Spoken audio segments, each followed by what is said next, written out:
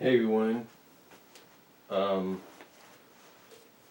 that I First of all, I apologize if this goes off prematurely. It's been known to do that recently. But I thought I'd come on here and kind of talk about my reaction to the recent and final Star Wars trailer, which came out this past Monday during, I guess, halftime on Monday Night Football.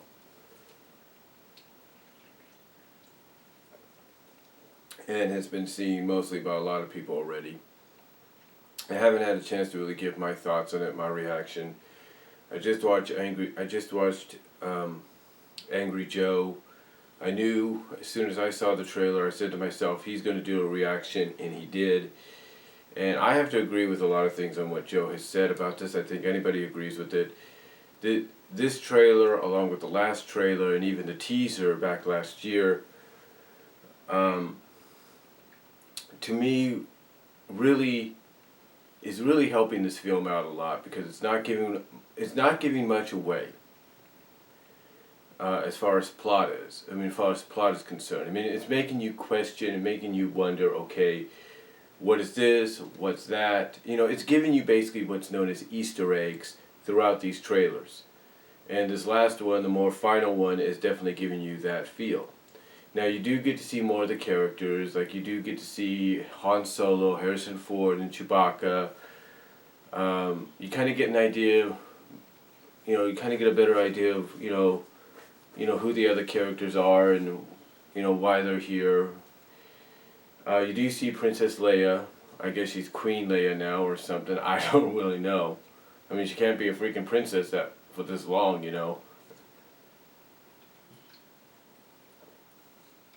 So it obviously say Queen Leia. And it might speculate that she is married now to Han Solo. We're not totally sure. Or she might be married to somebody else. I don't really know. But it does make you ask questions. It does make you wonder. And it doesn't give much away. There's a lot of trailers in recent years, especially with, let's say, the prequels. As much as their trailers tried much not to give much away, their trailers did kind of give away a lot of what was going to happen. They didn't give away much, but pretty much gave you an idea of, oh, this is where they're going to go with it.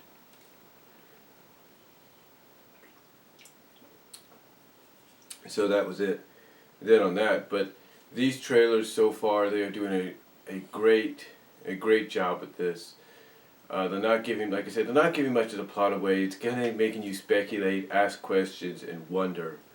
And I do like the fact that it is more of a legit Star Wars film.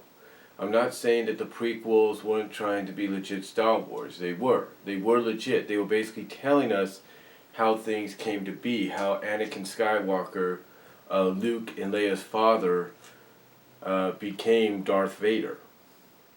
So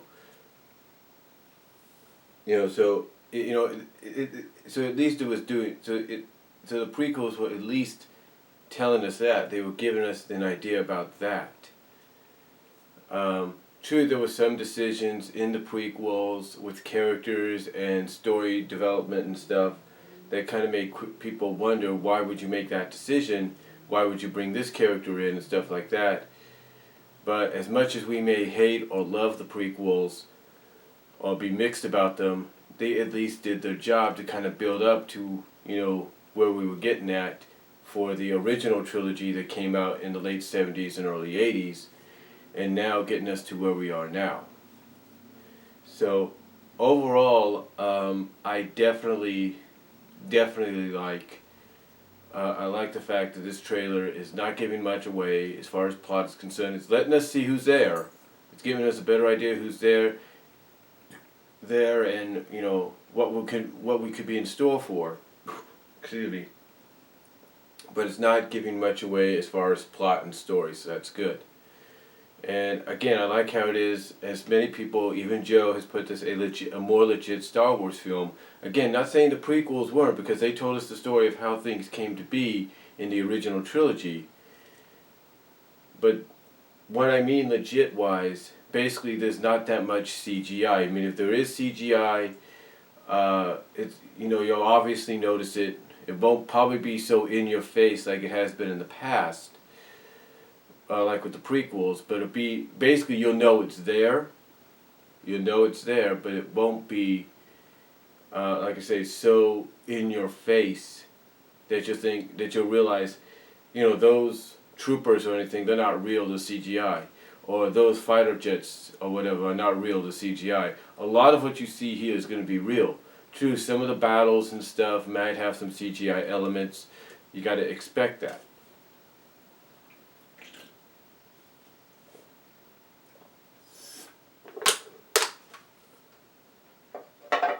But overall, though, I can see where a lot of people are saying this feels more legit, more as an actual Star Wars film, even compared to the prequels. Now, speaking of Star Wars films, I never got a chance to talk about the Rogue One trailer. Now, the Rogue One trailer has been leaked. It was, I think, shown at a Comic-Con, I believe, or at Star Wars Celebration. I don't really know. But someone had recorded footage of the Rogue One trailer, and just for the little bit that's there, you definitely get the feeling that this is a prequel film itself, but it will have that more legit, as some people would put it, Star Wars feel. Some people have described Star Wars Rogue One, which is part of an anthology because it says in the title Star Wars Rogue One Anthology. Some people have described it as more as a strategist, kind of almost ground war like Star Wars film. In other words, most of the battle is going to take place on the ground. You might have some space here and there, but it's more like a war film in a sense. More like, let's say, not a film based like, let's say, a film based on World War II or Vietnam War, stuff like that. But it's somewhat in that category of more legit ground wars than anything else. So, and that was my air freshener. Obviously they're going with that. And like I said, even for that minute and a half that they showed, not even a minute and a half, but about a minute or so worth of trailer that they showed either at the Comic-Con or Star Wars Celebration, you can definitely tell that this is a prequel because basically it's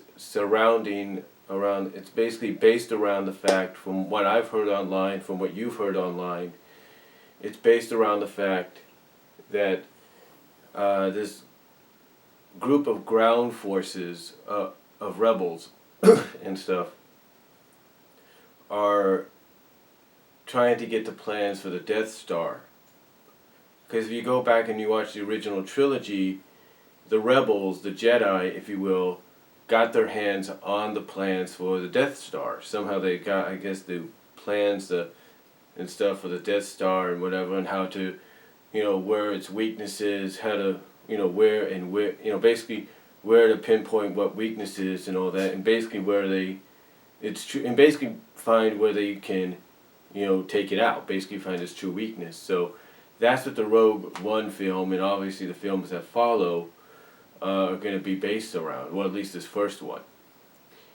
And when I look at Star Wars, and the way that Lucasfilms and Disney is planning this out with J.J. Abrams and a few other directors that are going to obviously stay true to the Star Wars mythos and basically make things more like what we saw back in, like I said, the late 70s, early 80s. The way they've got things planned out, it's really smart on their part when you think about it, because some might say, well, it's going to be Star Wars overload, right? Not entirely, because when you think about it, this year we're getting Episode 7, okay, The Force Awakens, which is a whole new trilogy in the main Star Wars timeline and franchise. But what they're doing in between, I think, is kind of smart, because what they're doing is they're taking these so-called anthology films like Rogue One, and they're using them somewhat as mid-quills, and they're sort of using them as mid-quills, maybe prequels for certain characters and all that, to kind of give us an idea of what that character was doing, or how this, like in the case of Rogue One, the rebels probably got their hands on the battle plans or the blueprints or whatever for the Death Star. It gives you an idea of what was going on in between everything else that you saw during episode 4, 5, and 6. So it gives you that idea, and that's what this anthology is, and obviously that's what they plan to do. And the way it's scheduled and structured, I kind of like it, because you get a main Star Wars film, you get a main Star Wars episode 1 year, like this year we're getting episode 7. Next year you get an anthology Star Wars film with Rogue One, and then if they're planning it the way I think they are, then in 2017 we're going to get episode 8, 2018 we'll get another anthology film, and then 2019 we're going to get episode 9, unless they go back to back and then they start the new decade 2020, or end the new decade in 2020 with episode 9. But I think the way they got it planned out is they're going to go episode 7 this year, Rogue One, which is part of the Star Wars anthology, next year, episode 8 in 2017, another anthology film, which could be a prequel, maybe a Han Solo film or something else, in 2018, and in 2019 we'll probably get episode 9, unless, like I say, they go back to back and we get another anthology film, and then they just start out the new end the new decade with episode 9. But the way I look at it, 2019 is episode 9, and 2020 might end with a Star Wars anthology film, maybe the final film in the anthology, if you catch my drift.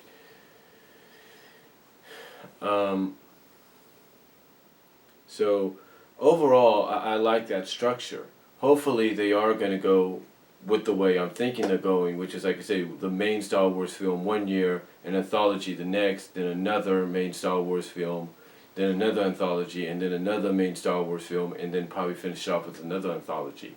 Because it looks like what they're planning to do, because I think maybe I read this somewhere, I'm not really sure, they plan to at least keep this going to about 2020, so that, I guess, if you're really a fan of Star Wars, you kind of get the whole gist of it. You kind of get everything. You kind of get the whole gist of it. You get everything that you ever wanted to know about Star Wars. You get all of that. You get everything right then and there in the next 4.5 years. So that's obviously what they're planning between now and probably end of 2020 is when they plan to wrap up this whole Star Wars thing. Maybe continue it on, I'm not really sure. But it looks like that's what they're planning to do, so that we get that whole spectrum, get the whole basic idea of what this story arc was about. And when you think about it, by the time we get into this new decade, we'll pretty much have the full story of how things came to be. How